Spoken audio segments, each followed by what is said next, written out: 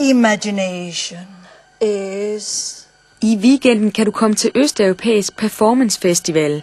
Her kan du blandt andet se premieren på forestillingen Dead Souls fra Slovakiet. Det er meget både krast og rørende og fantastisk og stillestående nogle gange, men meget grænsesøgende performance og dans. Den danske forestilling Let's Get Personal, A Tango for One-Legged People, er en urpremiere af Annika Lewis. Art is experience economy. Annika Lewis er den danske repræsentant for udvekslingssamarbejdet Developing New Art mellem Slovenien, Polen, Slovakiet, Ungarn, Tjekkiet og Danmark. Hvad nu, hvis man lige umiddelbart tænker, at sådan noget, det er slet ikke lige mig?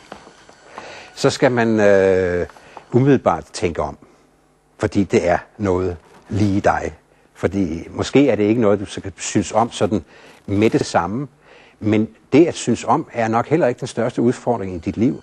Eastgate Europe Festival på entréscenen, fredag og lørdag kl. 19 til 21, søndag kl. 17 til 19.